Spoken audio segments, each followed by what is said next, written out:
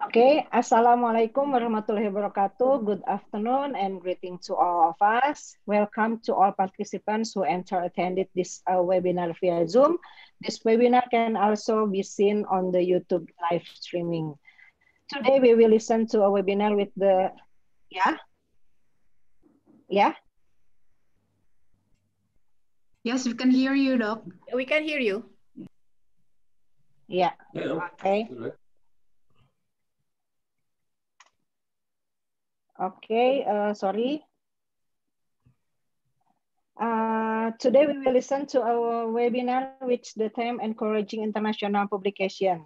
Welcome to the chairman of the Indonesian Society of Otolaryngology Head and Neck Surgeons, Professor Jenny Basirudin, and also the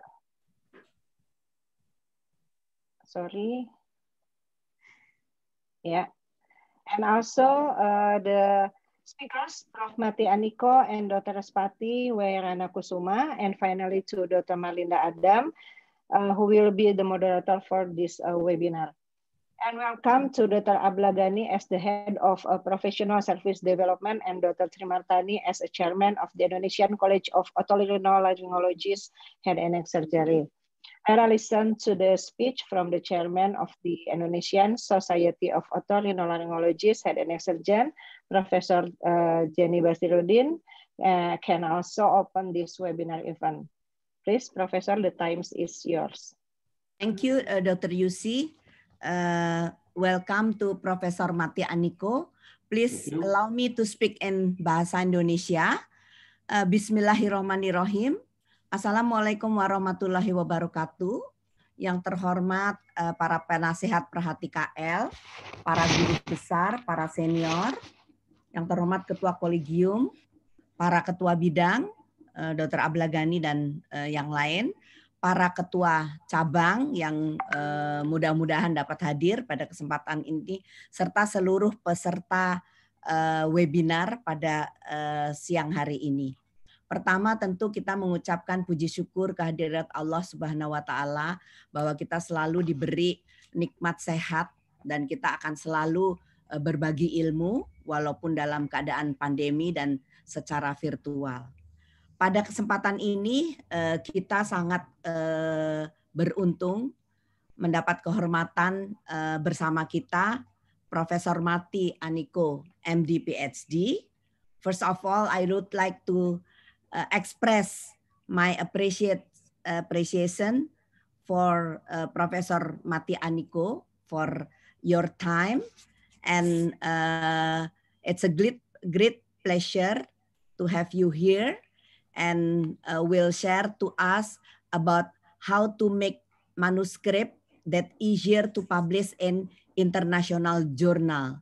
Hopefully, it will be encourage us to write more and more good paper that will be easy to accept in international journal.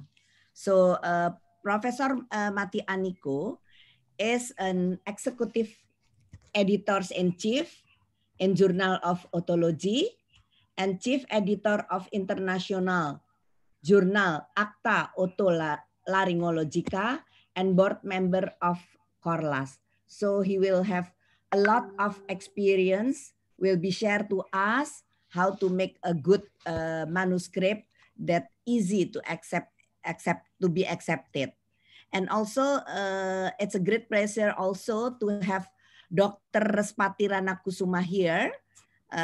She is from Clinical Epidemiology and Evidence-Based Medicine, Faculty Medicine University Indonesia, and Cipto Mangunkusumo Hospital, which is also have several publisher, international published, give us her experience how to make a good manuscript. And also we have a very pretty and smart moderator, Dr. Marlinda Adam, will be as a moderator.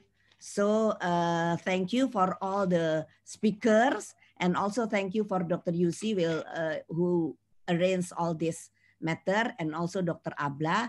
So with Bismillahirrahmanirrahim, I will open this webinar, and thank you for all the speaker. Hopefully this will be will encourage us to make a good manuscript. Assalamualaikum warahmatullahi wabarakatuh. I will open this webinar. Bismillah. Waalaikumsalam warahmatullahi wabarakatuh. Thank you, Prof. Jenny, for the speech. And for the participants, please fill the attendance list, which we will write in the chat column to get a certificate for this event. The certificate will be issued via registered email or WhatsApp number. If there's any question, you can write them in the chat column by stating to whom the question is addressed. Now, I will submit this event to the moderator this time, Dr. Marlinda Adam. Dr. Marlinda Adam is a lecturer at the Oncology Division of Head and Neck Surgery Faculty of Medicine at the Universitas of Indonesia, General Secretary of the Indonesian Society of Otorhinolaryngologists Head and Neck Surgeons, past President of Asian Society of Head and Neck Oncology, past Chairman of Oncology Head and Neck Study Group, past Chairman of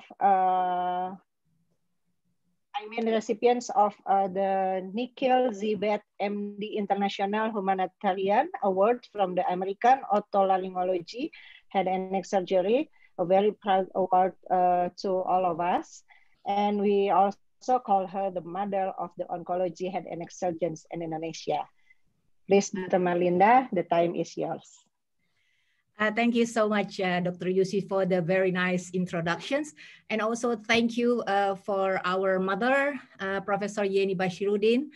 And I know that there's already opening this webinar. And also for our collegium, the mother of collegium, Dr. Trimartani. I think I would like to express my thanks to, especially to Professor Mati Aniko, because he suddenly, when I asked him, I met Professor Mati Aniko in Beijing when the Corlas, I will tell you Corlas later, and then he's the one that bring the Corlas is 10 and up until now, and Yusi is the one of the member. Only one, the member from Indonesia. They need the young one, the very initiative one, and I believe that UC can represent of what Indonesia can be. So again, also thank you, Respati, Dr. Anggi, my sisters that would like to share about how difficult to make or to submit or to make publications. I just would like to share something that the research is directly connected with critical and independent thinking, creativity, and most importantly, discovery. Why it is important for us as healthcare professionals to read and conduct research. The finding from the peer-reviewed studies can correct misunderstanding, pave the way for new treatment protocol, and create new methodology. So we know that the publishing research paper seems hard to some, but it requires some custom writing. You cannot just pick text from various sources and paste them into a paper, then present it. So yes, I will not take longer time. I would like to start with the, we have first speakers, Dr. Respati, Dr. Respati W. Ranakusuma, MD ORL, HNet, PhD. So this is the curriculum vitae of her. It shows that how he is young. This is the way that we put this these speakers, very nice speakers together, the young one and the very have a lot of experience and world involvement in medical research and publication, Prof. Mati Aniko. So Dr. Anggi, we call it Dr. Respati, is she took the, or she graduated the Bachelor in Medical Science, medical doctor's degree, also the otolaryngology specialist of both from University of Indonesia. And she graduated just fresh from the oven, and as a PhD from Bond University, Australia, and also as a Master of Science by Research in Evidence-Based Practice is also from the Bond University, Australia. Now she is working as a staff in the Clinical Epidemiology and Evidence-Based Medicine Unit, Dr. Cipto Mangunkusumo General Hospital, Faculty of Medicine, University, Indonesia. And she is doing a lot as coordinator for the research methods and evidence-based medicine modules for residency, and also for the training and education in his office. So she got some awards from Bond Postgraduate Research Scholarships, Bond University, Queensland, Australia, and also she got the International Publications Award from our hospital. And she's also active in peer-reviewed publications. So we know already how good Respati is in her young age. So Dr. Anggi, Dr. Respati, time is yours. Thank you, Dr. Marlinda. Thank you for telling everybody that I'm still young. Yes, you are. Thank you. Okay, I'm going to share the screen now. Please excuse me, Prof. Mati. Please allow me to present my presentation in Indonesia following the suggestion from the committee, because most of the attendants are Indonesian and my English is not very good. So thank you very much. Oke, selamat sore semuanya. Terima kasih atas kesempatan yang diberikan. Hari ini saya akan sharing sebenarnya ya mengenai pengalaman saya, kisah mengharukan dan menyenangkan dalam publishing my research in international journals and my lesson learned. Ada beberapa outline dari presentasi saya. Mengapa it is important? Bagaimana menyiapkan manuskrip yang baik, bagaimana mempublikasikan manuskrip, dan saya juga menceritakan perjalanan saya, dan closingnya mungkin tips and trick ya. Saya menyadari pasti publikasi saya masih sedikit dibandingkan guru-guru saya, senior-senior saya, bahkan adik-adik saya. Cuman saya menyadari bahwa tiap orang memiliki kisah yang berbeda ya. Jadi saya akan menceritakan kisah saya dan perjuangan saya waktu publikasi. Mungkin orang-orang kantor tahu tuh penderitaan saya, pasti dah keluar air mata dan segala macam, tapi ketika berhasil dipublikasi rasanya happy banget gitu ya. Jadi sekarang saya membahas mengenai why it is important. Saya menyadari bahwa semua orang tahu ya betapa pentingnya publikasi. Karena bayangkan kita seorang researcher, seorang clinician yang juga sebagai seorang scientist or researcher punya ide sesuatu yang saya yakin ide penelitian itu sudah berdasarkan pemikiran yang matang, memperhatikan health problem yang akan memberikan manfaat bagi populasi, target populasi kita, dan dianggap penting oleh pasien dan klinisi. Ini yang paling penting. Health problem yang terfokus pada populasi dan dianggap penting oleh klinisi dan pasien ya. Nah, untuk itu udah nih kita capek-capek menyusun suatu penelitian. Sekarang bagaimana caranya agar hasil penelitian kita dapat ditranslate, dikomunikasikan kepada target audiens kita. Nah, itulah bagaimana pentingnya publikasi. Selain itu, scientific writing and publication also essential untuk meningkatkan pengetahuan and practice di medicine dan health sciences. Publishing in peer review literatur. Jadi sekarang diutamakan saat kita mempublikasikan harus di peer review literatur. Mengapa? Karena dengan kita mempublikasikan dalam peer review literatur, kesempatan penelitian kita, riset kita untuk disitasi oleh policy maker, provider, klinisi yang lain lebih tinggi dibandingkan kita tanpa mempublikasikan atau yang non peer review. Sehingga tujuan kita untuk komunikasi lebih luas, which is ditranslate untuk practice, itu kesempatannya akan lebih tinggi. Dan untuk level individu, ya mungkin yang bekerja di rumah sakit pendidikan, ya itu sangat menyangkut profesional, perkembangan profesi dan karir. Nah, sekarang kenapa? Tadi kenapa publikasi penting? Sekarang kenapa? Why? Good publication itu penting. Jadi sejak tahun 2009 lagi hingar-bingarnya terkait adanya research waste, jadi kesia-siaan dalam suatu riset. Ya, sedangkan kita tahu sendiri melakukan riset itu mahal sekali, ya. Bagi yang pernah melakukan riset itu benar-benar mahal sekali.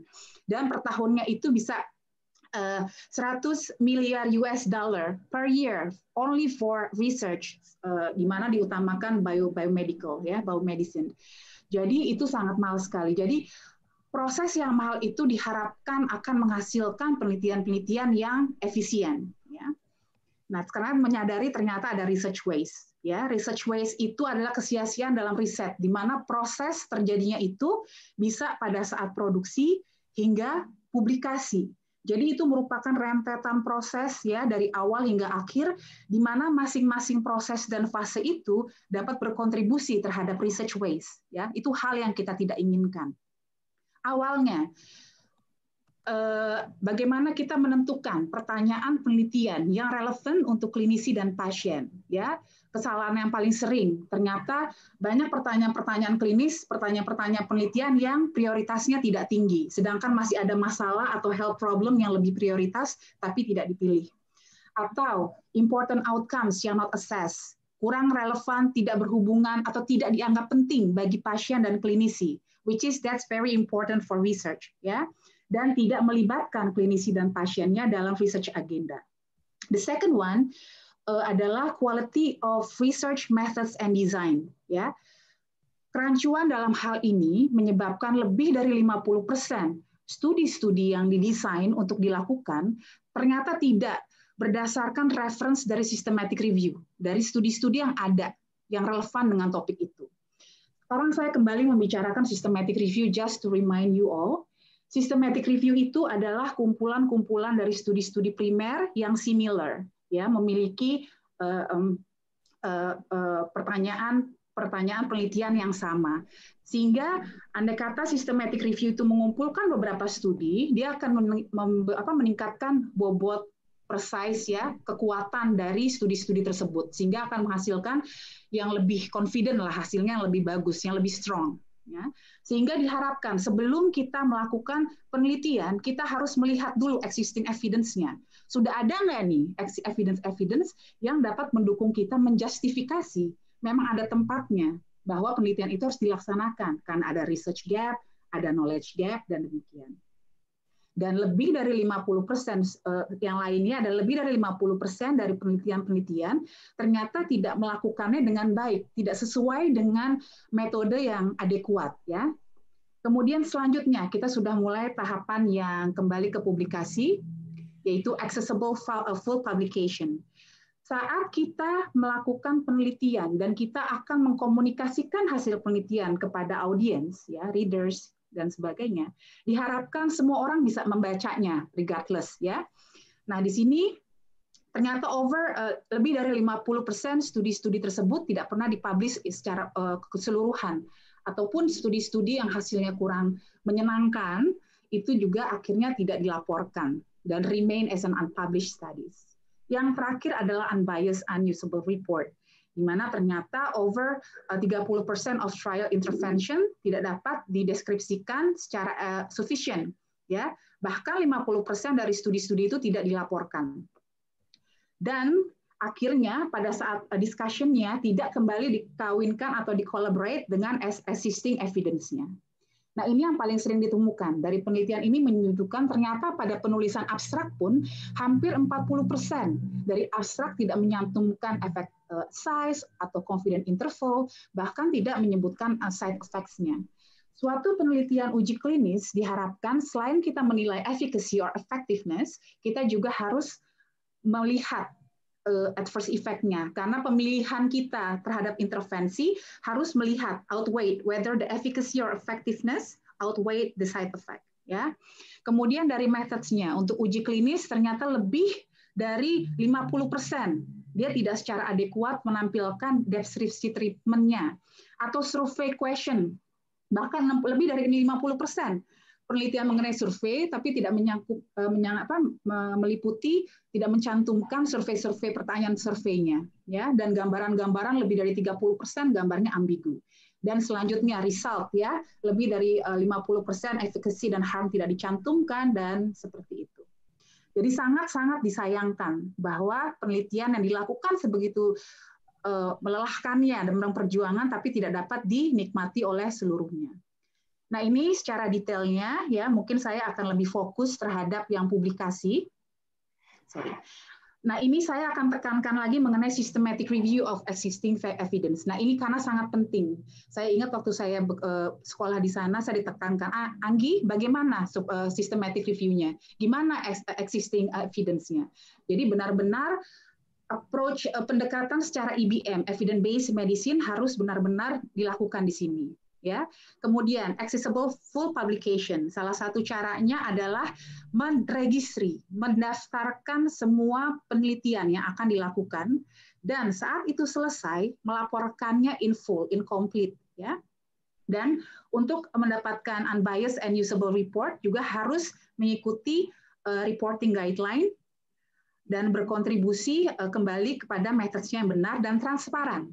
Transparan itu sangat penting. Jadi apapun yang dilakukan harus dilaporkan secara detail.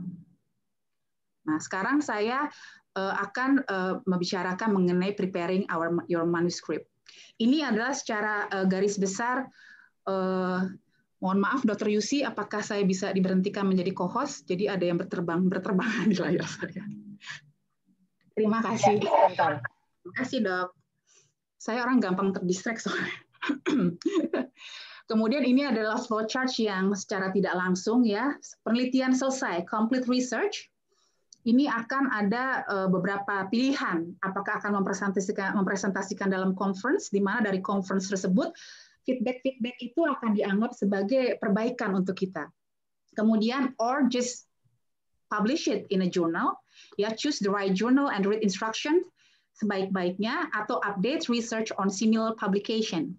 Itu biasanya mungkin publikasi kita sudah ada, kemudian untuk memperkuat, misalnya saya melakukan pilot study, dan kemudian saya akan melakukan the larger scale of RCT, nah itu mungkin dapat dilakukan di sini. Kemudian setelah merencanakan untuk ini, kemudian udah mulai tuh penulisan manuskrip, submit, dan sebagainya. Sekarang saya ingin menunjukkan mengenai the general structure. Di sebelah kanan ini adalah gambaran singkatnya, ya, mengenai range, page dan sebagainya, tapi tidak terlalu ketat.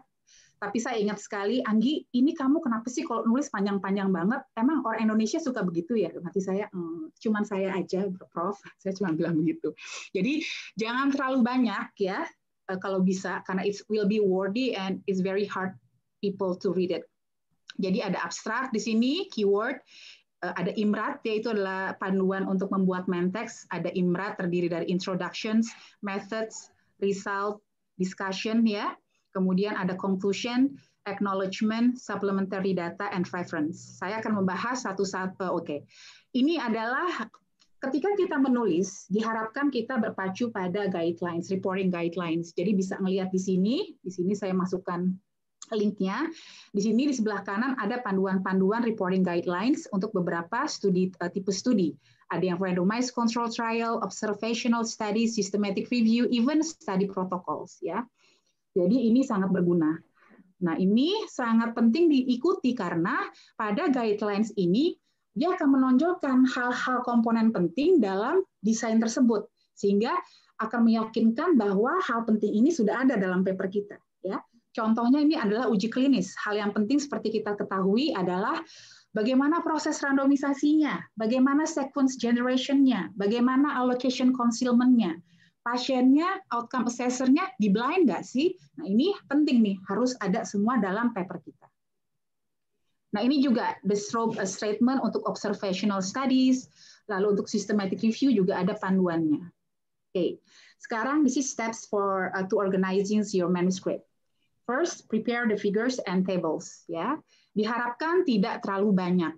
Dan saat readers membaca, dia harusnya sudah bisa in row, ya, hasil dari penelitian kita. Jadi harus self-explanatory, ya istilahnya bisa kebaca, dan jangan terlalu banyak. Dulu sebelum saya menulis manuskrip, saya membuat figures, dummy dulu, dummy tables, dummy figures, kira-kira penelitian outcome, primary outcome saya akan saya laporkan apa nih? Lalu yang ini penelitian dalam bentuk apa nih hasilnya? Jadi sudah ada rencananya. Dan write the methods, ya, di mana di methods itu harus mencakup PICOS, ya. Kalau yang udah IBM ini mungkin PICOS to population definition-nya, ya, lalu interventions atau variabel lain yang akan diteliti atau dengan pembandingnya, outcome-nya, misalnya primary outcome, secondary outcome, study design-nya harus dituliskan dengan jelas, dan timing-nya. And always be transparent, ya. Andai kata misalnya itu propose a new methods, jadi detail informasi yang akan dilakukan dalam methods-nya itu harus jelas. Nah, kembali ke saya melakukan pilot, sebelum saya melakukan RCT, saya mempublikasikan protokol saya. Karena itu sudah ada, tertulis di reference lain, maka saat saya melaporkan paper saya hanya merefer, lihat protokol saya. Jadi memasukkan citasi saja.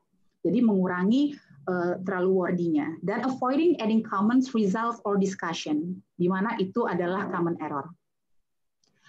Nah, untuk uji klinis, diharapkan kita mengikuti TIDIR, Template for Interventions, Descriptions, and Replication, di mana di sini benar-benar udah ditegakkan bahwa saat melakukan uji klinis, hal-hal ini harus ada di paper Anda.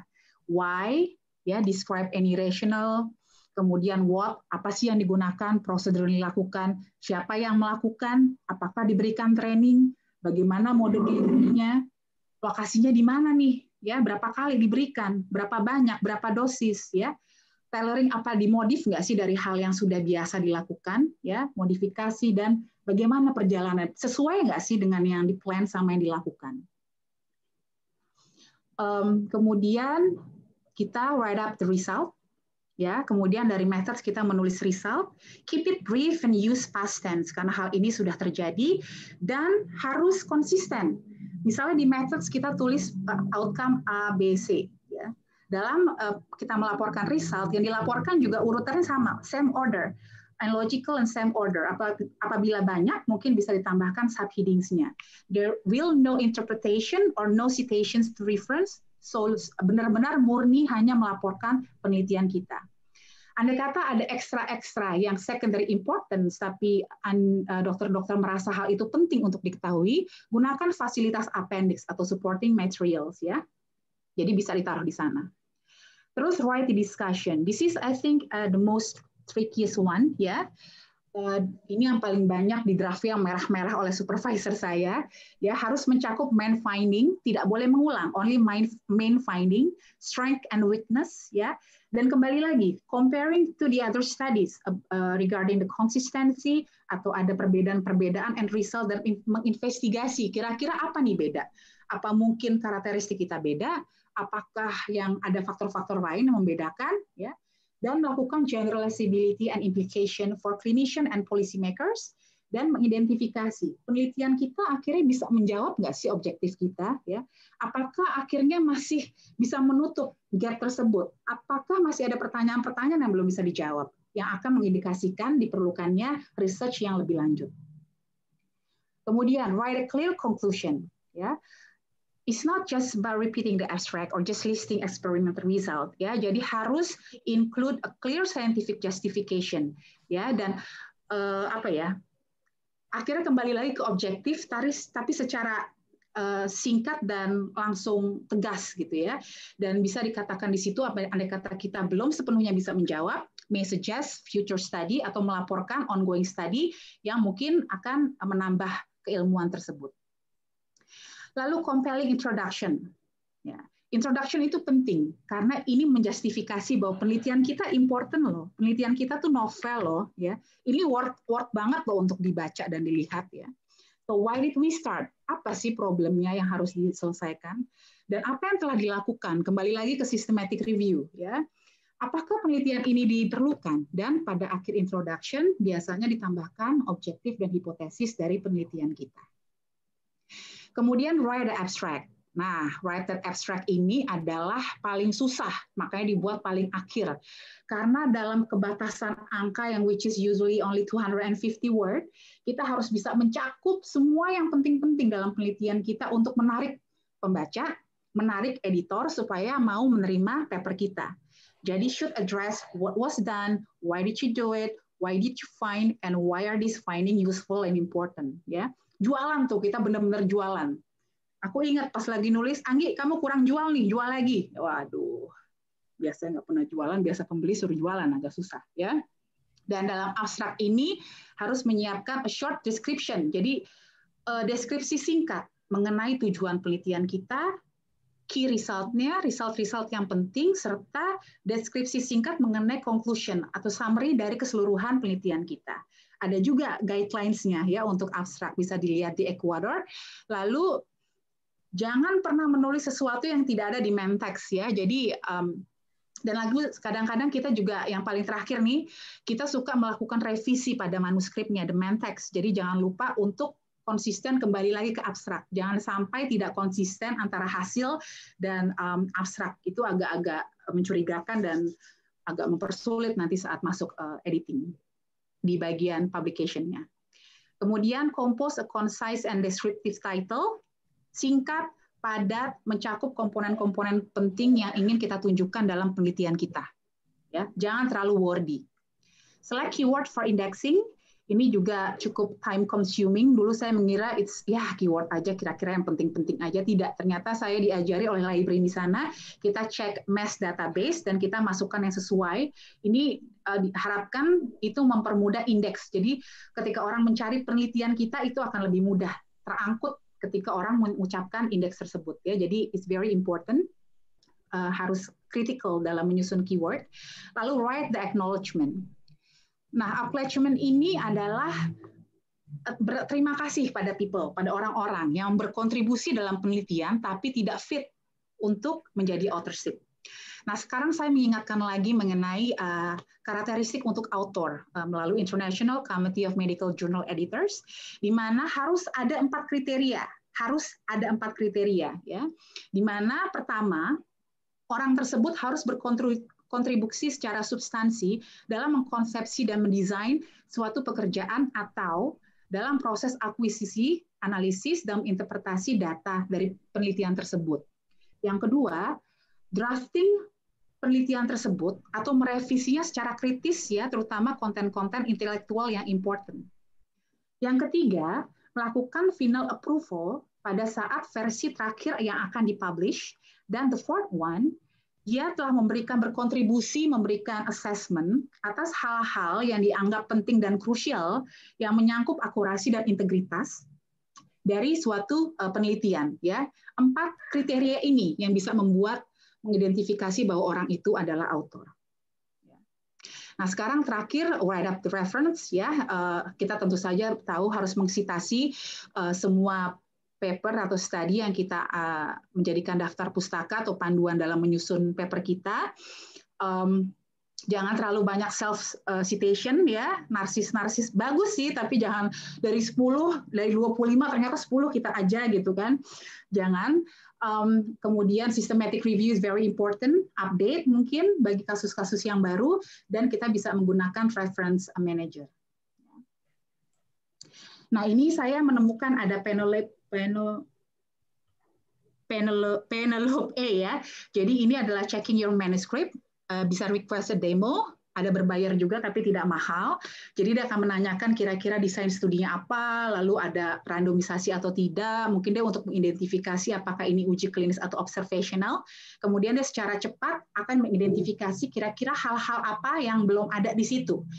Ini tidak secara okay, you're fine, tapi ini kayak panduan kita aja, apakah kita sudah mencakup, udah lengkap atau belum. Tapi tentunya sudah mengikuti reporting guidelines yang tadi saya paparkan. Oke, nah sekarang masuk ke publishing my manuscript. Jadi intinya karena panjang ceritanya.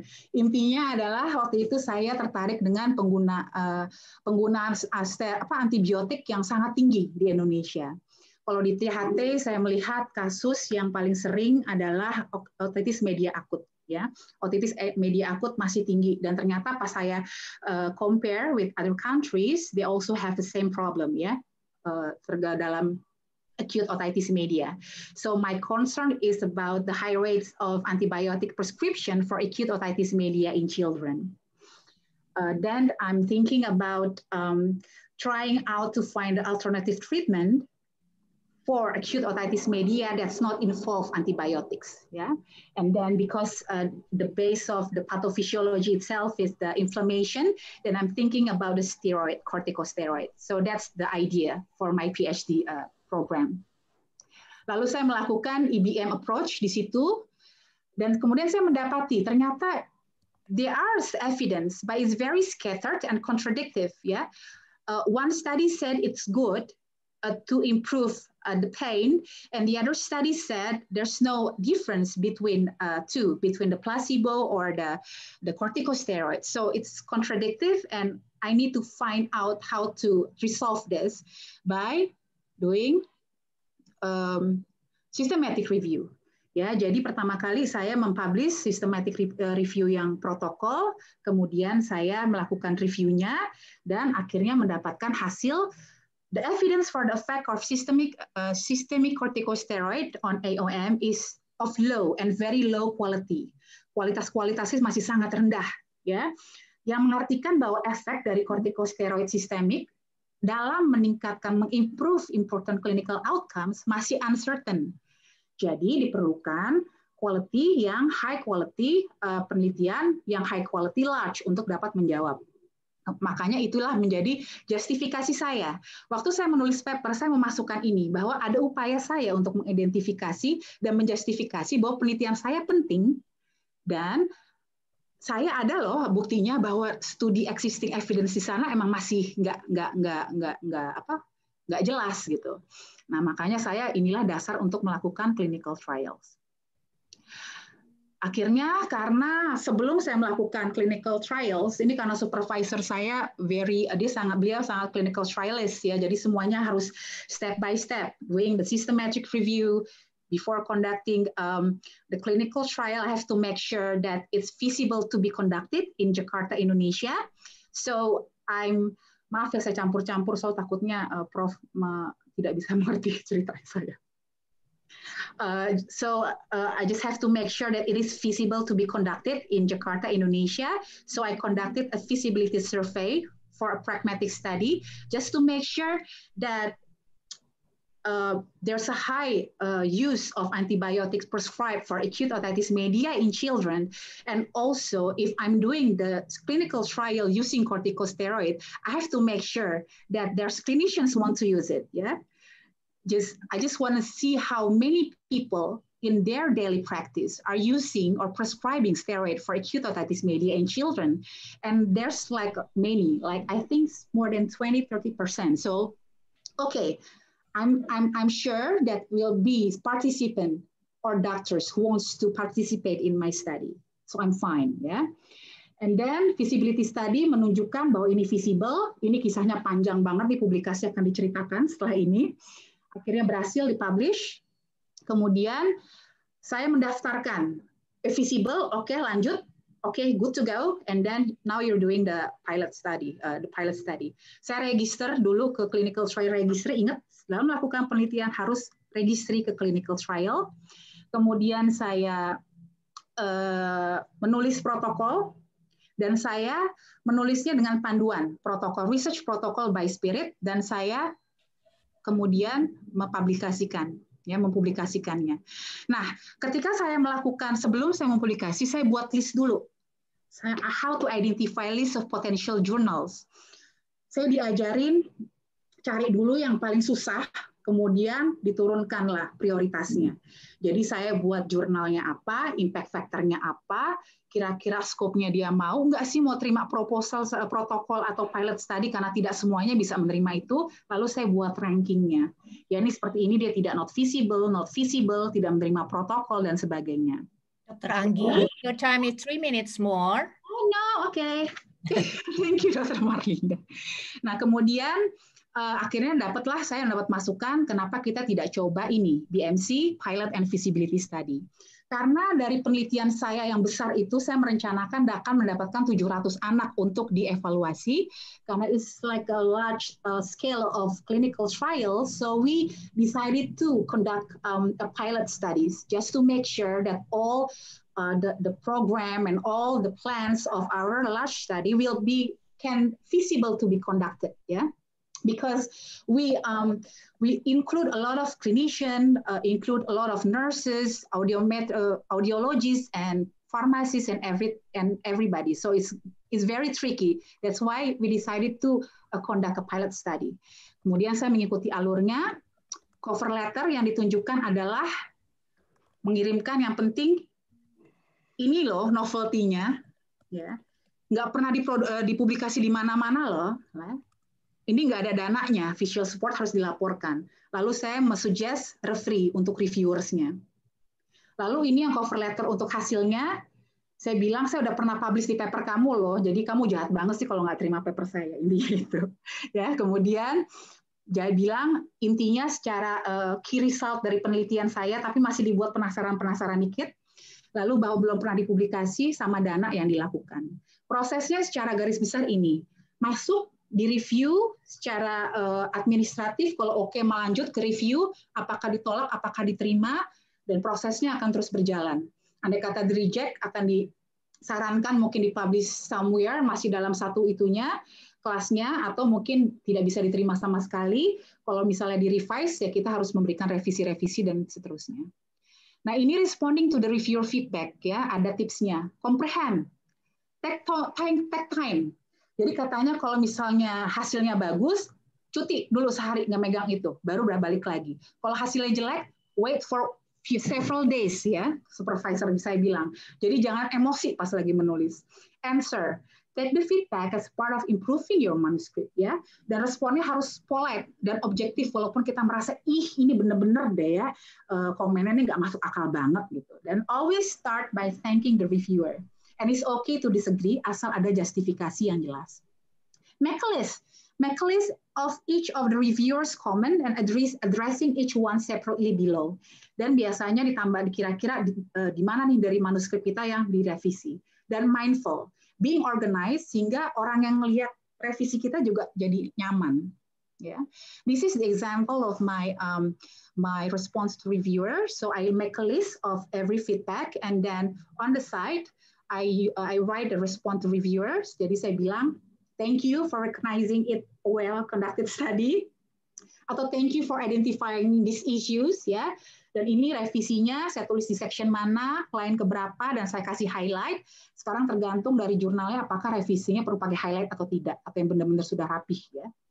Nah, ini adalah study protokol yang saya publish. Ini hasilnya.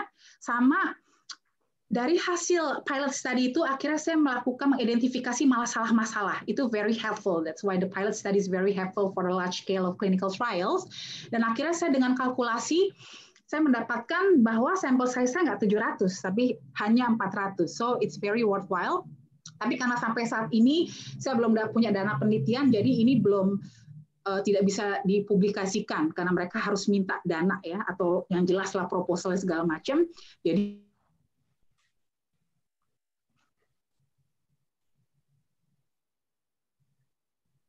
Halo. Yang survei. Rejected. Pertama lagi rejected, nangis 2 hari. Yang kedua, sekali. Yang ketiga, udah senyum doang. Yang keempat, tinggal forward ke super co-author lain. Oke, rejected, find another one. Ya. Jadi nanti akan berproses. Nah, sekarang terakhir Dr. Linda ya, secara singkat. Ini saya dapatkan 10 simple rules for getting published. Read many papers, sehingga kita bisa membandingkan good versus bad work to others.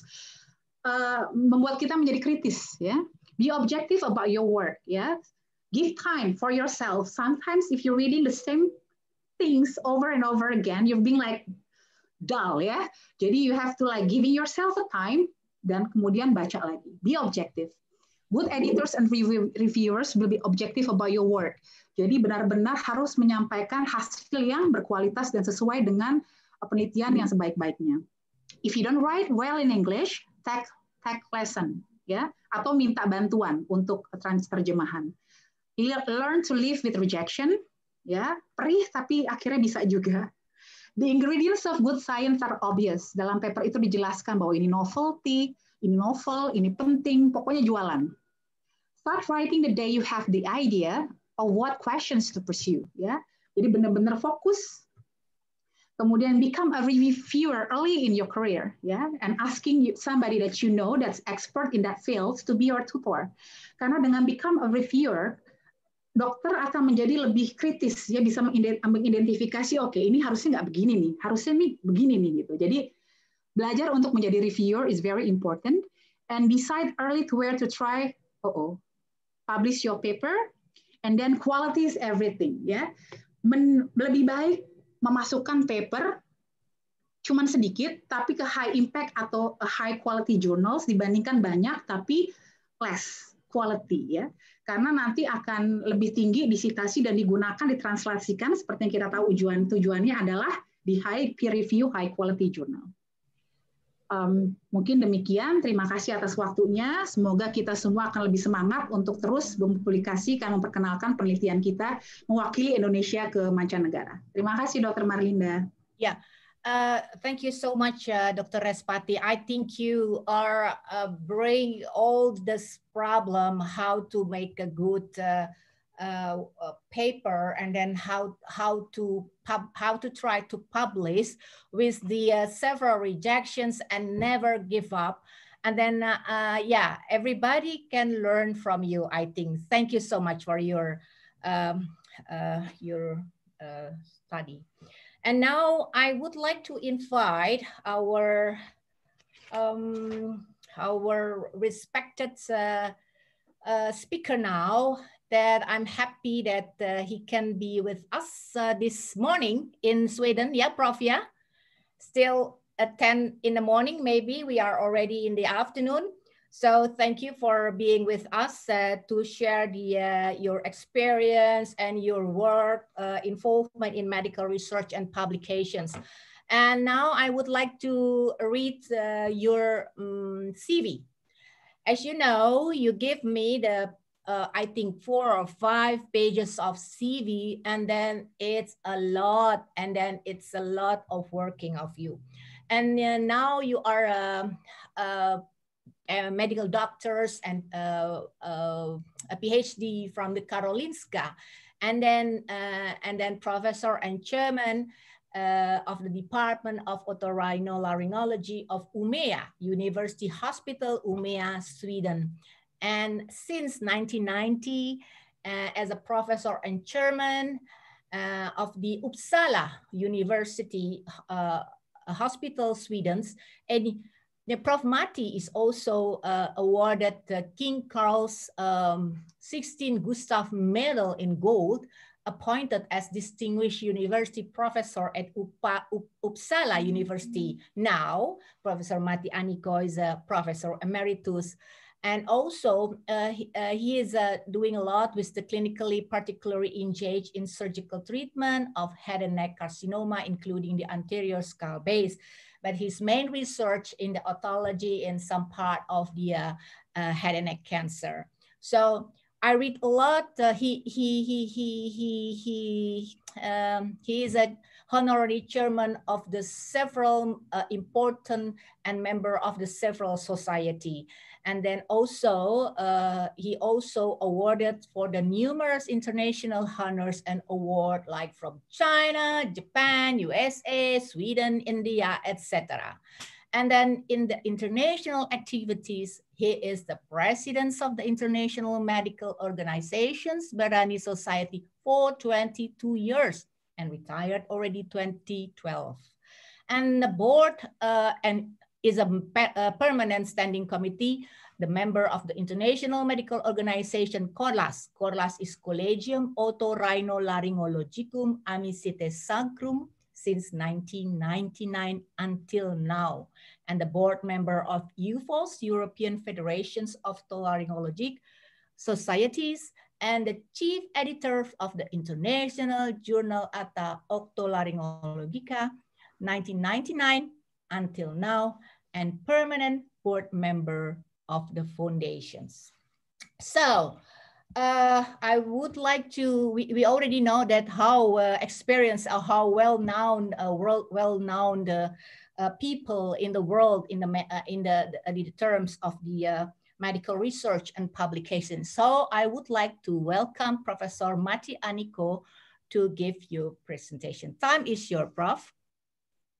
Thank you very much, and thank you very much for these very kind words. And I want to thank everybody to invite me to have this presentation about my journal, this Acta Otolaryngologica.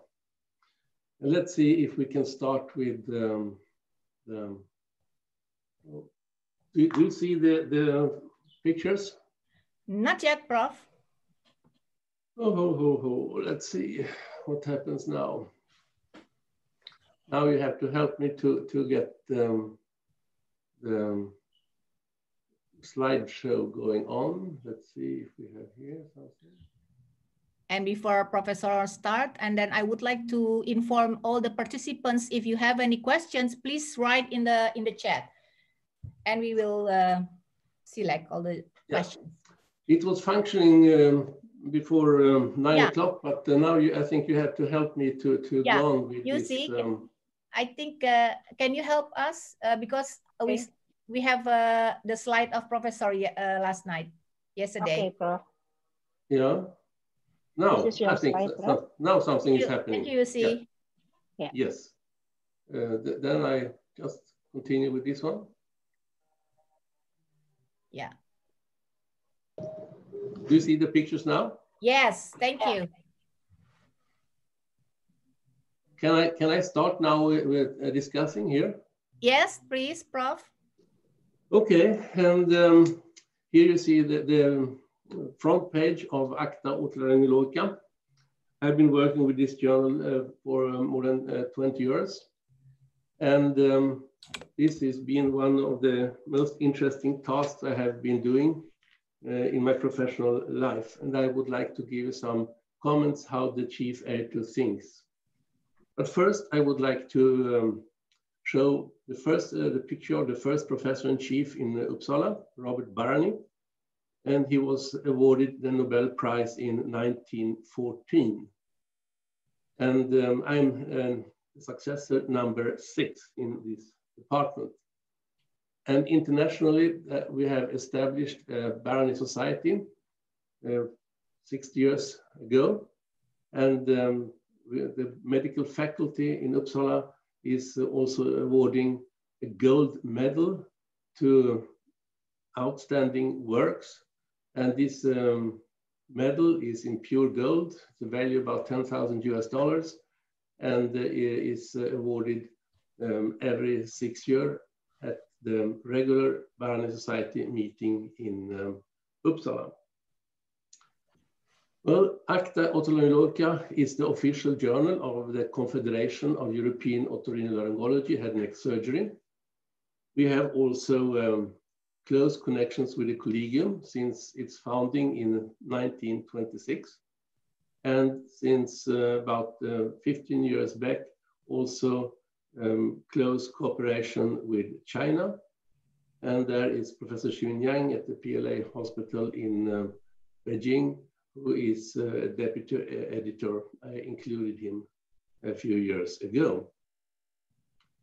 And personally, I'm also the chief editor of the European textbook, and this textbook is used for the European exam for ENT specialists. Well, this journal is more than 100 years old. It has been a clinical journal with strong input from basic science, but the basic science part has diminished during the last decade, so to say. And it is the most spread ENT journal internationally outside the US. And of course, it's the leading journal in Europe. We have a very large number of referees, between 700 and 800 referees from all over the world, and also an international board representing more than 100 leading experts. We handle about 800 manuscripts a year, and we have a rejection rate about 80%. And as I told you before, we are the official journal for the Collegium, the European ENT, and some cooperation with official China. We had an Chinese abbreviated version of ACTA for 8 years. Then I stopped it because I thought that the Chinese would learn a lot of English and read the original again. But we had to introduce abstracts in Chinese at the web version since 3 years ago. The last line is quite interesting because this means that we have a cited half-life of 18 years, which means an article which is published in ACTA today, 50% of them will still be cited after 18 years. The previous speaker mentioned that there could be some difficulties with the English language. And we should remember that although the English is the established scientific language, but it is not spoken by the majority in the world. In the first place comes Mandarin, second Spanish, and on the third place is English. What is interesting for medical research is that usually one tries to publish positive results. But you should remember that also negative results are interesting, but most journals don't, including ACTA, don't accept non-functioning therapies or negative results. And of course, research is very much dependent on progress in technologies. And during the last few years, especially about these nanoparticles, proton irradiation, robotic surgery, etc. And we should also remember that universities are no longer leading concerning pharmacologic treatment, which is taking care of the industry. Concerning clinical research, I very much appreciated the previous speaker.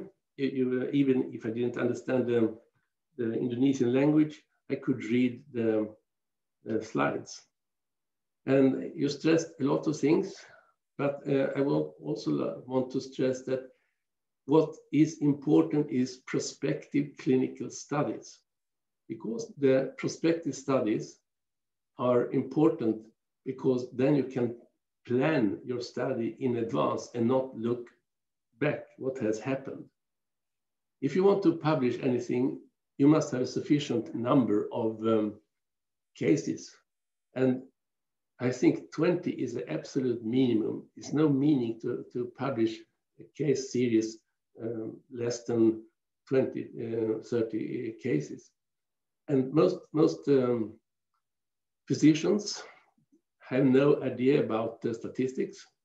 So I require a certificate from an authorized institution if you use statistics for your results. We don't have case reports, and retrospective clinical studies are very uninteresting. If you just look, for example, for Meniere's disease, there are about 6,000 publications about Meniere's disease. And I think 99% of them don't bring new knowledge. As the previous speaker told, I think it's very important to tell why is the study undertaken. Make a very exact definition. And we are quite open for projects with co-projects with pharmaceutical industries. But I have been very reluctant so far to include Chinese or Japanese herbal medicines, which are, according to my view, outside the medical field. But we should also remember that most articles in international medical journals reflect therapies as we do it in West. And of course, in different parts of the world, you have different types of disease. These therapeutic traditions are different. So this must be also in consideration.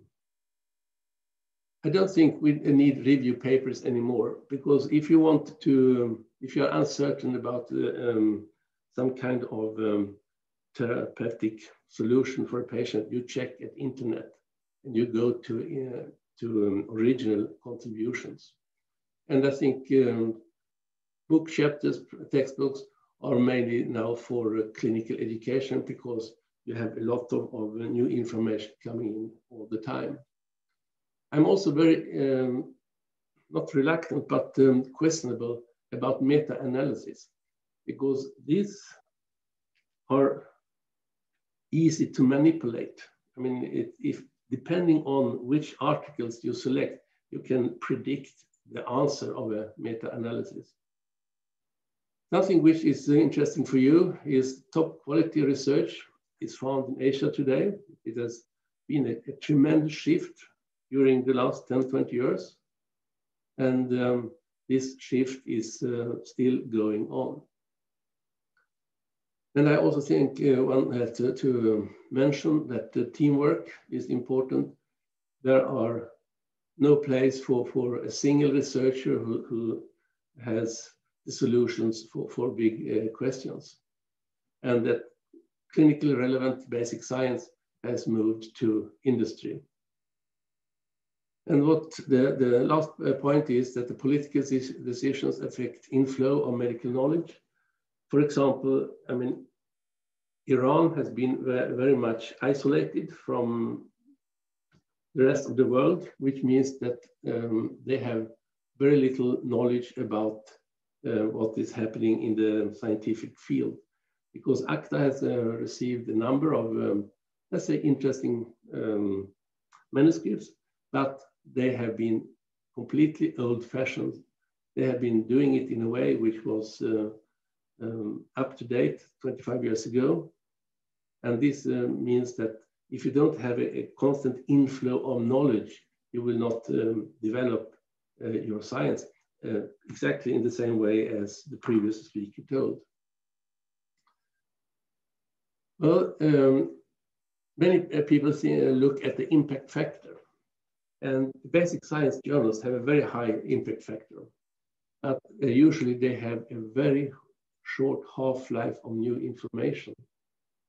As I told you, ACTA has a half-life about 18 years, and there are only 2 more journals which have this long half-life. That is Laryngoscope and Annals. All these 3 have a half-life between 15 and 18 years. What is happening now is that animal experiments are more difficult in Western countries because of the restrictions for animal care, and it also becomes very expensive. And a problem in medical research is that referees become more and more specialized, and an ENT specialist, for example, doesn't cover the research in different sub-disciplines anymore. One thing which has been difficult during the last decade, maybe, mainly because of the internet development, is that you get a lot of falsifications. And these can be very difficult to find out. Sometimes the people are submitting papers which are completely falsification of results, or they are copying an article, change the authorship and try to publish, or an author has the same article and want to publish in 5, 6 different journals. Sometimes you steal the article completely. You change the name of the author, but the content remains unchanged.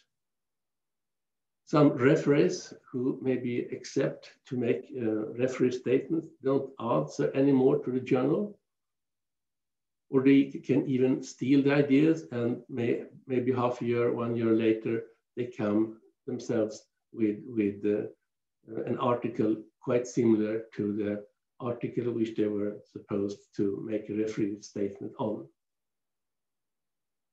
There are, of course, means to control. Karolinska Institute requires a database where relevant scientific-based data are preserved and can be rechecked later.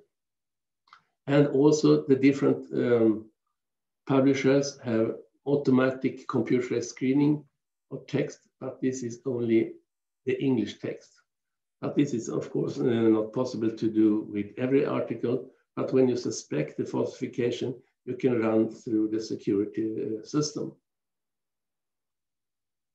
Well, here you have the distribution of the geographical spread of manuscripts in 2019, last year. And as you see, China is dominating. And this spread, geographical spread, is the same for all international ENT journals. That's the same in Laryngoscope and Annals and European archives and so on. It's about the same proportions. Japan is a big contributor, and I just want to say that the highest quality, the average highest quality is found among Japanese manuscripts. And here you see the split, the different parts of the world. One interesting aspect is that Turkey has become a key player today. 15 years ago, their scientific level was very restricted, but today Turkey is submitting good quality manuscripts, and they are focused on otology and to some extent also rhinology. As you know, internet is very much used, and ACTA has about 100,000 downloads or 110,000 downloads per year of full text articles, and about 25,000 downloads per quarter. And the countries which are most active, of course, the US. And if you just look at the total number of downloads during 2018, we have about 8 and 10 downloads per hour all year round concerning articles in ACTA. And this is quite an impressive number. A small comment about the US is that they have a lot of online usage. They make a lot of references, but they seldom submit articles outside their own country.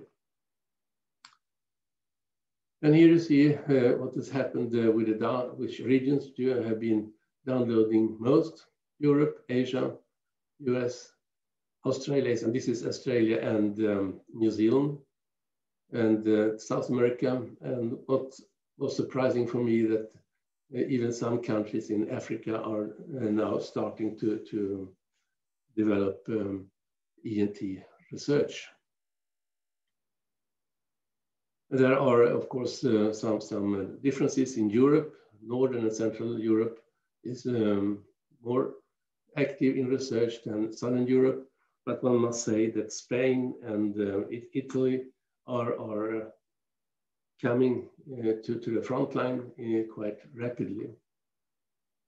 Rest of the world is Turkey, Brazil, Chile, and to some extent also Mexico. The most cited articles which contribute to the impact factor for 2018, as you can see, these are articles focused on otology. You have the cochlear implants, you have robotic surgery in cochlear implants. You can stimulate the vagus nerve to influence tinnitus and so on. And you see many Asian names. You have here, Ilikosk is a European, and you can see that many contributions are coming from Asian countries.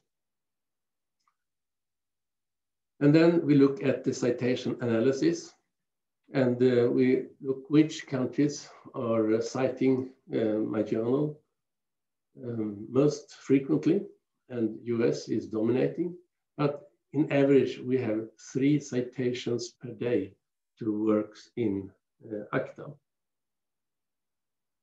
Now we come to the discussion about acceptance or reject.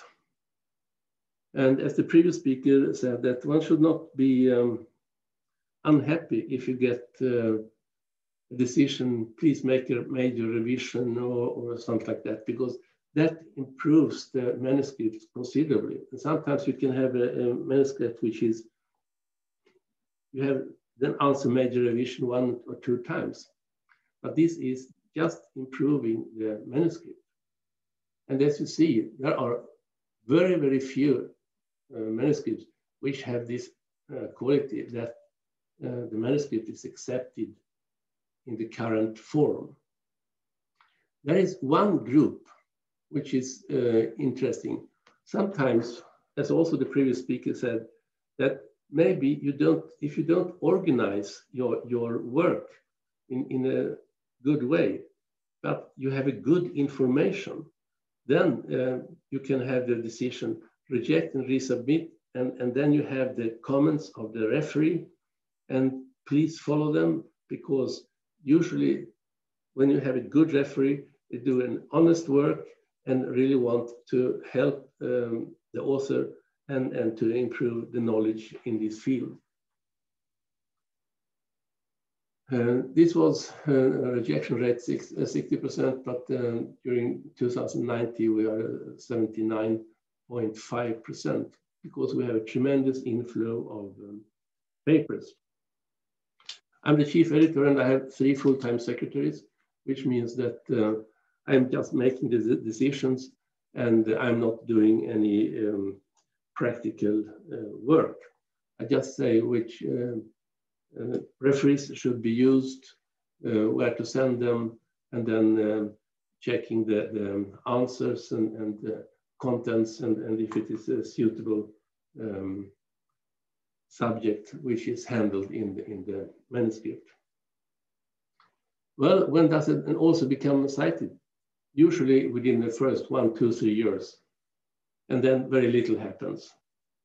So maybe some historical information is given a number of years later.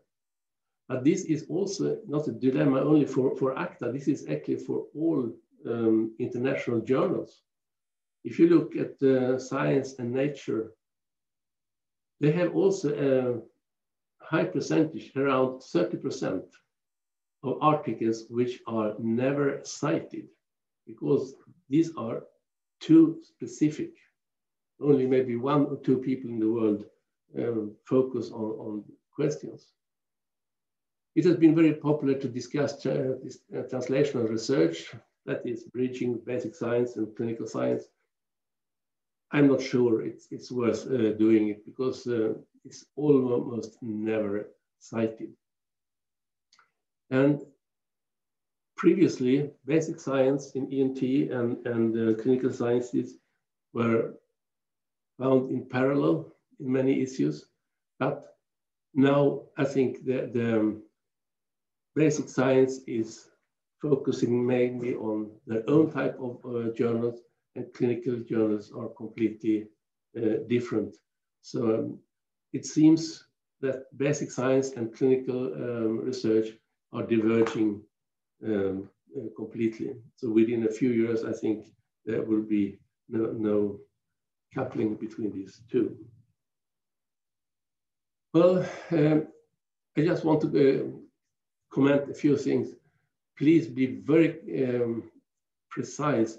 Why do you write this article? What is the meaning of your work? I mean, you cannot do so much about materials and results. That's where it is. But what is your conclusion? Please be very, very exact on this. And what do you think? What significance does your work have?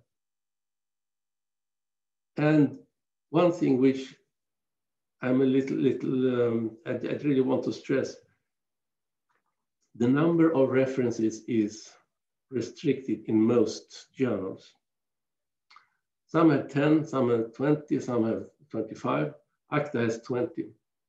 But please just make references to recent works. don't make a reference to a work which was published 25 years ago, because it is no interest. Either it was included in the general knowledge, or it didn't have any meaning. So for references, keep them up to date, maybe one or two classics or whatever, but the rest must be references which have been published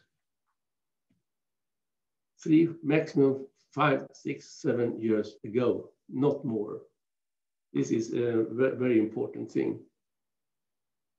I want to show the first article, which was published in ACTA. It was about tuberculosis. We have not had tuberculosis in Sweden or in Scandinavia, in Northern Europe, for many decades. But now we are back again, and sporadic cases start to appear. ACTA Otolaryngologica today, it is focused on original contributions, mainly clinically focused. We are not interested in review papers. Meta-analysis are not of interest. Supplements are possible to publish. If you collect a series of up-to-date articles in one specific field, it is possible to make a supplement. But the supplements are not free of charge. One has to pay for printing costs. Just now there is a supplement going on for articles from cochlear implants, which is the frontline knowledge for cochlear implants surgery and the audiological results. But the supplements are very few. We maybe have one every 3 or 4 years. And we don't publish case reports, letters to the editor, no congress reports, no advertisements. We are only focusing on original mainly clinical work. Well, I just want to finish with otology. About 80% of all work published in ACTA is otology. And here we have the human inner ear, cochlea, the vestibular organs, and the nerve. And it's a very beautiful picture of what we dissected about 15 years ago. And thank you for your attention, and please challenge the future. Scientific people don't bite, but you should challenge your view. And I usually say that very many studies are done just approving previous results. Please have your own ideas. Make a parachuting into the unknown so you have a completely new concept, and maybe you will start something new. Thank you very much. Thank you very much, Professor Matti Aniko, a very overview of the your work and how to make a good paper and then submit it, and then difficulties in the way that I saw that there is like 63% of rejected in the 2018. So it is a lot of paper being rejected. So Prof. Matti is also tell us the importance of prospective clinical study and think about the sufficient number of patients, 20 is nothing. And then also we have to describe the precise what is the meaning of our works, and then the number of reference. I think it's important because it's should be equal with our works. And then I think the keep update and not make the reference a long time ago, but if it's proper, it's a proper with our study, and then we can use it. So I think, thank you, Prof. Mati, for being with us. And now we have a time for questions and answer. And we have I think we have to be happy that we have 345 participants from all over Indonesia. So it is nice. So I would like to, there is a questions, I think, Dr. Ronnie Suento, and is the article published in PLOS, PLOS, and then also have international accreditations, the same with what we got in the Scopus. Dr. Anggi or Prof. Mati would like to answer? What was your question is? Is the article that published in PLOS, PLOS, is also got the international accreditation, the same international accreditation that we, same like in the Scopus? Well, it is on its way, yes. When for example, I get, I check the different suitable referees, then I check the different systems which have been accepting their papers. I think it will come, but it is not fully introduced. Yeah.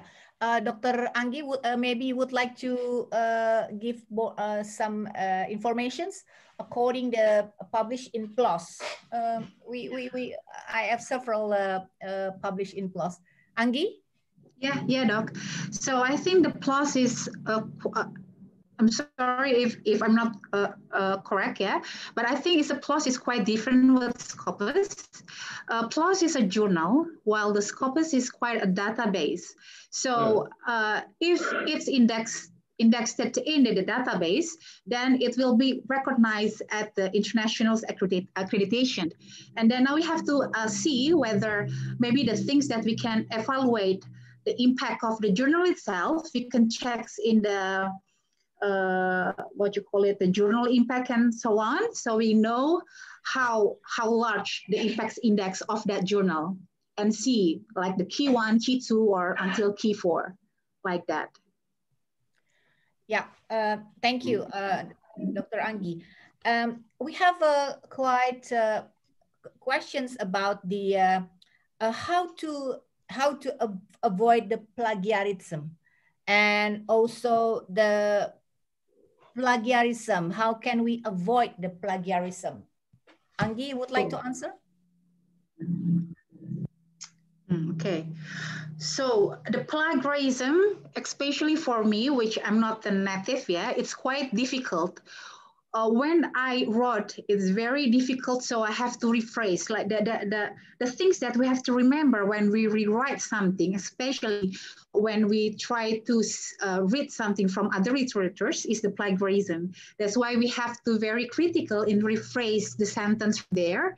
And also we have tools now to detect the plagiarism. So it's quite very helpful. So before we submit that paper, we should check and recheck whether we already conduct the rephrase sufficiently or not. Maybe Prof. Mati can help with me with that. Yeah, Prof. Mati. This is a very, very difficult question. ACTA has had very, very few problems with this, but there have been during the years a number of plagiarism, and it's very difficult to detect. If you don't suspect anything, then you don't use the security system, because you can have the manuscript run through the security system. But this takes time. And this, I mean, this year we will have more than 900 manuscripts. Yeah? There is no chance to run all of them through a security system for practical reasons. If you suspect something, then you can do it in 1, 2, 3, 4, 5 maybe, but not more. It's too complicated and too time consuming. But there are a few the countries which are more let's say, more used to make copies than other countries. So when you know that the manuscript is coming from that area, then you can do the checkup. Yeah. But it's very, very hard to check. I hope Indonesia is not one of it. No, absolutely not. I had one very funny, not funny, but unpleasant, it's a really excellent manuscript. It was in head and neck oncology, since I'm a head and neck surgeon. I was reading it, enjoying it. And I said, maybe I will accept it immediately, but I thought, maybe somebody else should check it. So I asked a friend in another university, just read it through. And then I got a telephone call and said, well, I just had this manuscript for another journal, but with completely other authors a few months ago. So it was a complete luck that we could stop it. But you know, sometimes people just steal 100%, put the other names and publish. Yeah. So if you don't suspect anything, it's difficult. And what is also difficult is that sometimes people publish the same paper in 3 journals. And then the policy is that the paper, the first published paper is considered as original, the other 2 not. So one can apply to withdraw the papers from the other journals. And so far, ACTA has been the first paper where to publish the paper, and then I know the annals had it 1 month later, so they had to withdraw the paper. So that is the policy for double or triple publication. Yeah, thank you, Prof. Pati. I hope that sometimes maybe that how to detect the progression is by the coincidence, maybe. Yeah. Okay, there is also questions for the international publications with such as in the key 1 or key 2. How did you experience by collaborations with the native author or the foreign author? It's not only for our internal authors. That's is that a point that can also increasing to give more easy to publish? Maybe Dr. Anggi first. Okay. I think for me, it's quite helpful, especially when your co-authors also have the list of the publications. So I think the things that are very important in the publications world is the consistency. So my supervisors told me, Anggi, if you're interested in one topic, just follow that and being consistent. So you will recognize as the person who hopefully will be expert on that topic. So it will be like making a list of your expert or your experience on that topic, and people will recognize that. So when I'm doing my paper, it's all about, it's concerns about the antibiotics resistance and antibiotic resistance and also acute respiratory infection. And one of my co-authors, Professor Chris Delmar, is very consistent in doing that.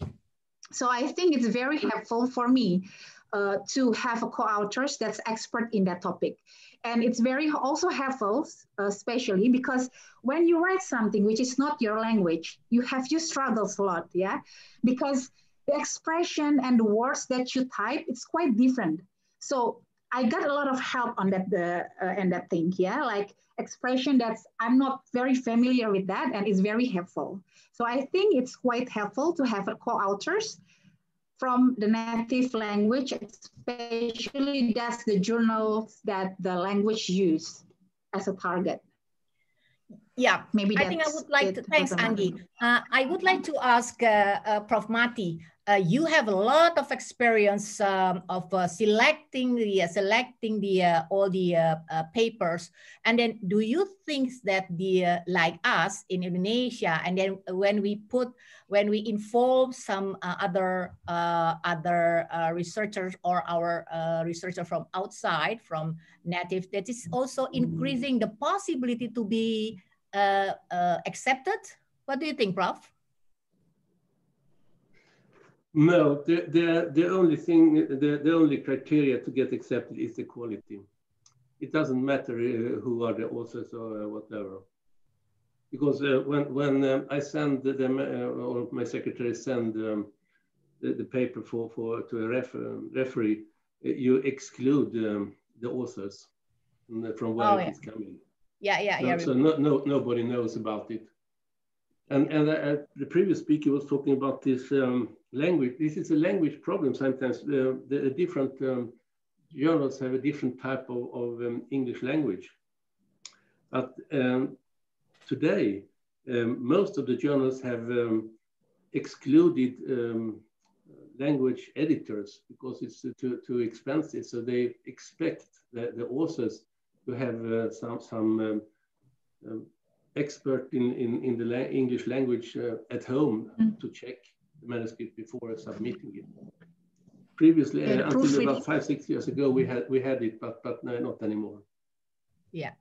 Thank you, Prof. I think I agree, because yeah, when the reviewer, when our manuscript comes into goes into the reviewer, and then all the author is disappeared. So they don't see the authors who came from, or where's they come from. So thanks, Prof. Mati. So there is a questions from Dian Rianti. Good afternoon. Thank you for sharing your experience about the publications. And once I've heard the terms predatory journal, how do we identify that a journal is not a predatory journal? What are the consequences if it turns out that we accidentally submit or publish in that predatory journal? Yeah. Maybe Prof. Mati first.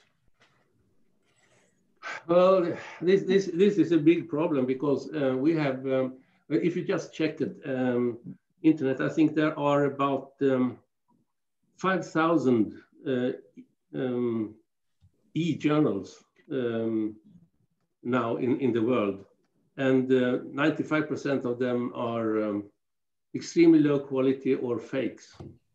So, I mean, many universities, including my university, select, they say, well, in the ENT field, you have these 15 or 20 international journals, which we consider as high quality. And if you publish outside, then you cannot use it in your academic world. So I think one should keep to well-established journals, because new journals are popping up every day almost, and they stay for a year or two. They're open access. You have to pay a lot of money, and if they're not indexed, they will just disappear. So this is a real big problem today.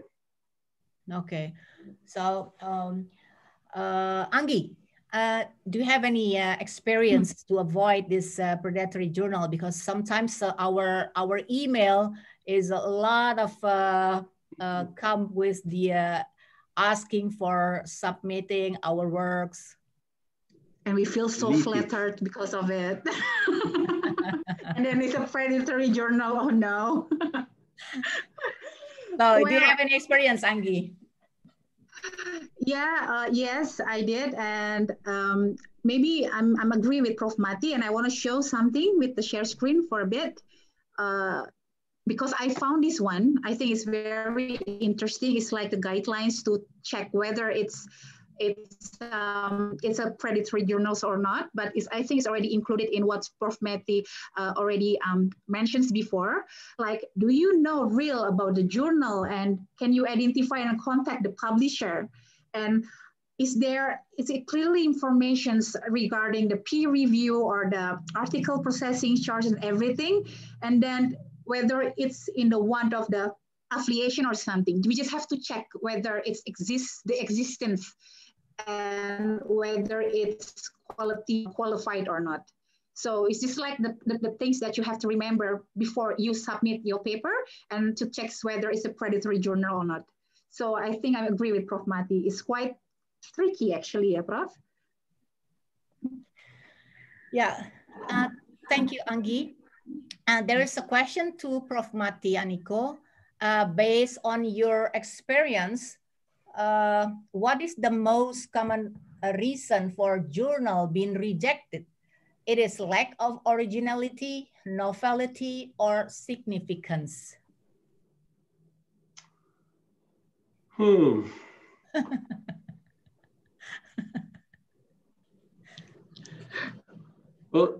you know, there must be some new information, some new knowledge.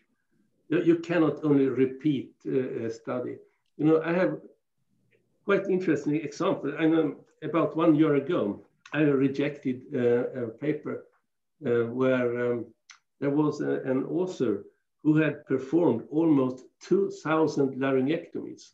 And that was he was around 45 years or something like that, from a big country. And you know, laryngectomies have been performed since 1814. I think we made the first one in Europe, you know, for 200 years almost.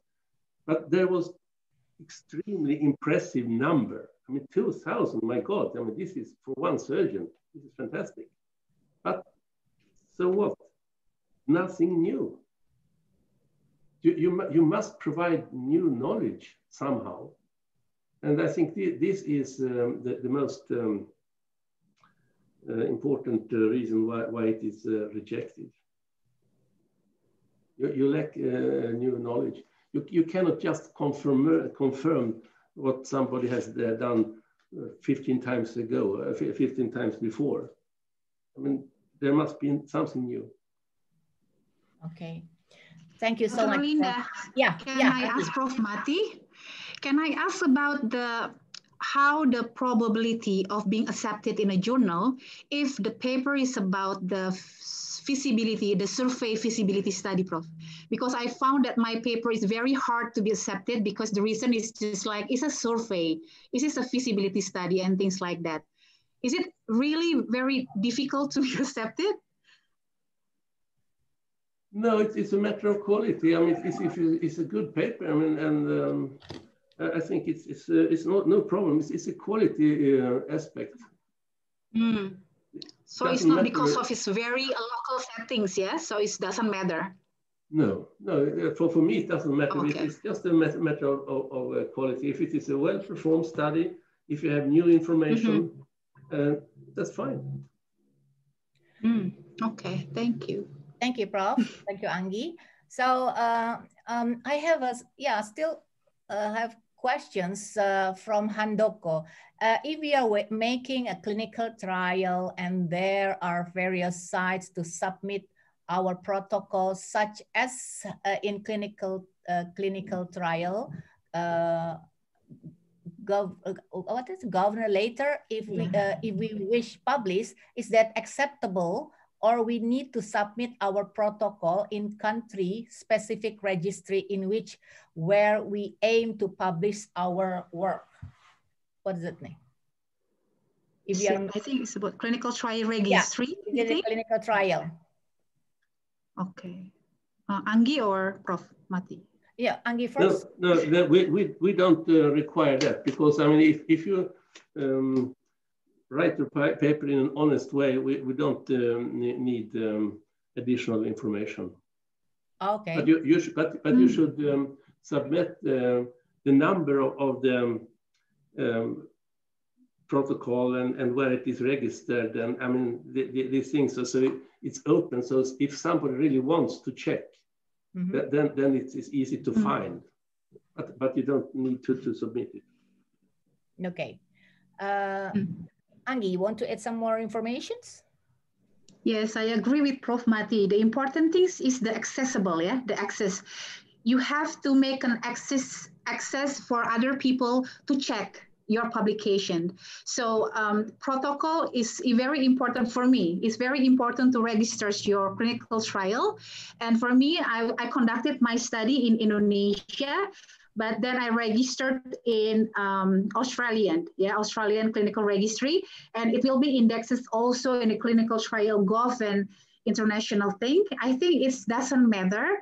Indonesia also has some clinical trials registry, but I found it's kind of, maybe I have a bad experience because it's very difficult to register in my Indonesian clinical trial registry. So if you can register both, I think it's okay, but I think the international like clinical trial gov or HWO, I think is enough. But the important thing is you just you have to make your protocol accessible for everybody. Yeah. Agree. Yeah. Agree. Yeah. This is a question for you, Prof. Mati. Why are meta-analysis studies not given priority?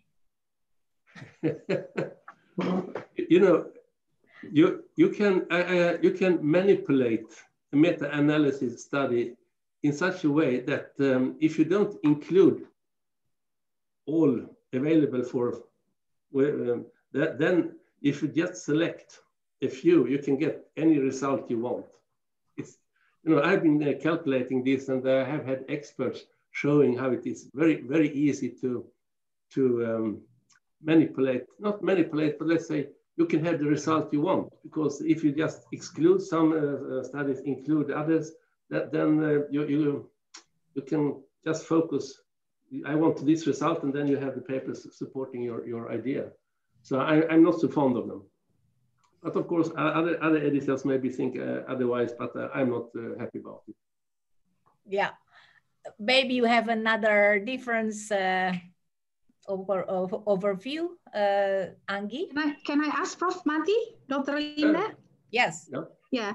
One thing, as I know, the thing that we can check whether there's some bad things happens, in the conducting a meta-analysis is the publications bias, So I'm wondering, because not all the authors can, conduct that, because there are some limitations of doing the publications bias, like the funnel plot and so on. So I'm wondering, if the authors didn't do it, do the journal will do it and check whether it's there like a potential publication bias in that meta-analysis, or just accepting whatever the author said or report? Well, you know, I have 3 full-time secretaries, and we don't have time to check. So I usually reject them. Because okay, they can try it in another journal, but I'm not so happy about this. But we cannot put too much work into checking, to go in and work. You know, that takes about 1 day. We have been doing it, but you know, it takes 1 or 2 days to go through the materials, and then if you have 1,000 manuscripts inflow, you know, it's impossible. I mean, I only do the decisions, so I don't put too much, but I mean, people are working like mad, you know, on the practical things, you know. Yeah.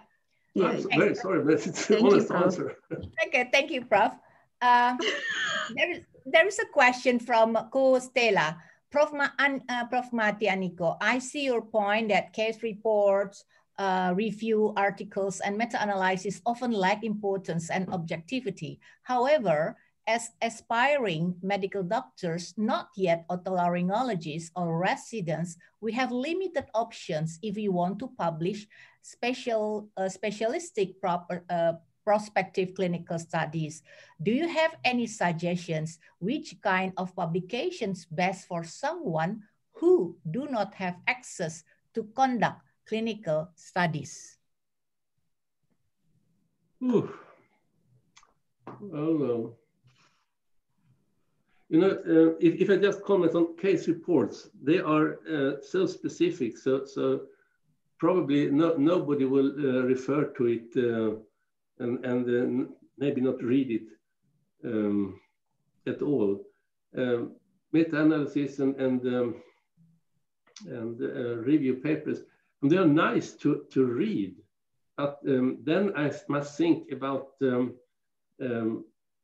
citations for the journal. I mean, if you look at the papers written, very few are referring to review papers, which means that from a journal point of view, they don't get credit. They don't give us credit. So that's why I have excluded them. They are maybe interesting for a clinician to read. And I also can enjoy a reading review, but it doesn't add much. And the second thing is, I mean, everything takes time for publication. And if you write a review and it is published 1 year later or 10 months later, other things have happened during the meantime. So case reports of no interest and the reviews of no interest, because they don't give the journal anything. Maybe they are interesting for the reader, but I must think about the journal also. Okay. Thanks, Prof. Mati. This is help us to evaluate. So, Anggi, maybe you want to add something?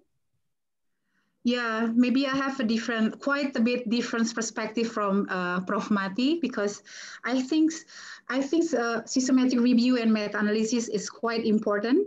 It's reached the highest level of evidence. And it's a research, yeah. It's not like experimental. It's observational, but it's quite high quality research. So I think if a resident or a researcher do not have an access to do a clinical trial, for example, during the pandemic, it's very difficult to find a patient. Like in our faculty, Faculty of Medicine, Universitas Indonesia, we actually can accept a systematic review meta-analysis for the thesis for the residency program, because it's very exhausting process. Yeah, like my Cochrane's review, it's been published and I've been doing it for 2 years. And it's very exhausting with a very strict guidelines and things so on. So I think it's worthwhile to try if those people, like a doctor who asked, doesn't have an access for clinical trials. Yeah, I think it's one of the options. And regarding the case presentation, there's a few international journals which accept the case presentation. It's like BMG or ACTA, Indonesian ACTA, I forgot the name. It's also accept the case presentation. And we already introduced the evidence-based case presentation, and I think it's very good to combine the case presentation itself with the evidence-based medicine approach. And I think it will increase the quality of the paper itself. Yeah, I think that's my opinion, Dr. Linda. Thank you. So I think, suddenly my screen is gone. So, okay, I have I have one important questions that's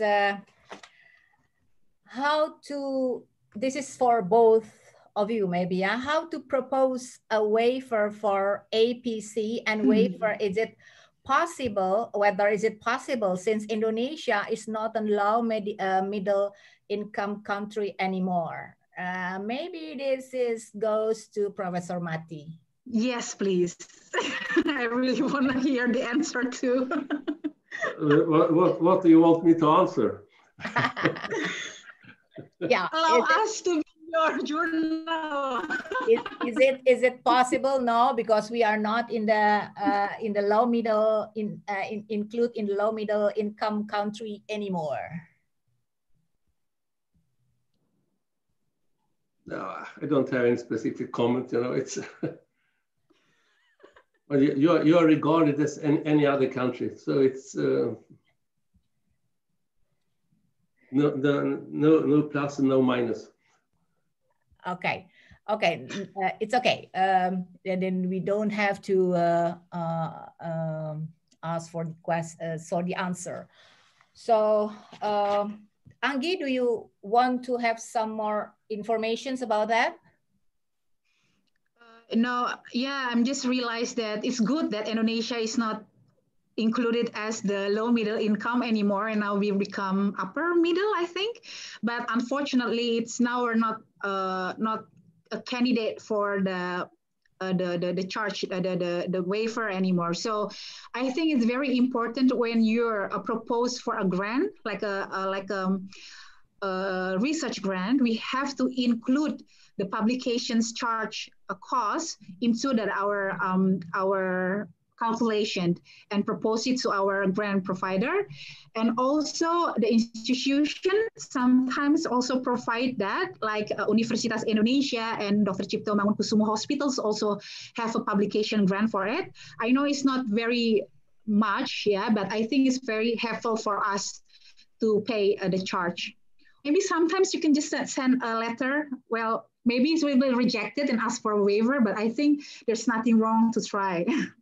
Maybe that's my answer. Yeah, I think the better is when we ask for the grant, we have to put the specific amount for the publications. Yeah, the budget, yeah. Including the publications fee. So the last questions, I think this is from the one that just graduated from the ENT specialist. As a researcher, during the process, we have too many important informations or outcomes, which are not enough space to publish all at once. How to choose which to cut and which to deliver in a paper? Maybe, Anggi? Okay, from my experience, of course, when we're doing a conducting trial, like when we thinking about doing the trials, there will be a lot of things that you want to fix, yeah? Yes. So I think it's very important to identify the most important things. And then we have to get back about the patients-oriented evidence, the patients-oriented outcomes. That's very important. Giving back the result of our research to the patients. So I think it's very important to identify the most important things on your research, which is concentrate on the patients itself, and then that's your priority for now. And the other one, you can put it in a secondary outcomes, but please just stick on the important self. Yeah. I completely agree. I think it's very important to have this primary endpoint. Yeah. Yeah. Thank you so much, Professor Mati and Dr. Anggi. I think we almost come into the end of this interesting webinar, because we almost 2 hours, and then we are really happy and we are really glad that we have the most important and then share the knowledge and share the experience of Prof. Mati Aniko and Dr. Respati Ranakusuma. So I think before I close, I just we learned a lot from this well-known Prof. Mati, and also experience of Dr. Anggi. So I just would like to say that when life gets you down, you know what you gotta do. Just keep swimming. Means keep doing research, writing, and publishing. Do you agree, Prof. Mati? Great. Thank you. Perfect. Yeah. Do you agree, Anggi? Yes. Oh, and one more. Learn to accept rejection. Yes. That's a good point, yeah. But never surrender, never give up. Just keep going on, yeah. Okay. Keep swimming. I agree. Yeah, swimming. Okay. Thank you so much for all the attendees, the participants that stay until late, until 2 hours. I hope that this 2 hours webinar, how to provide the good article and how to to choose the publication and how to make a publications, and it's helped a lot, and then keep doing the good works. And thank you so much, especially for Prof. Mati Aniko, for your busy, tight schedule. You still keep the time for us, and we are really appreciated. And then also Dr. Anggi Respati Ranakusuma. I know you are still young, but we already learned a lot from you. Keep going with the good works. I think I would like to thanks to all attendees and to participants and all the the hosts and co-hosts that already make this webinar is going smoothly. Thank you so much, and I'm giving back this a time for co-host and host, Dr. Yusi. Thank you. Okay, yeah.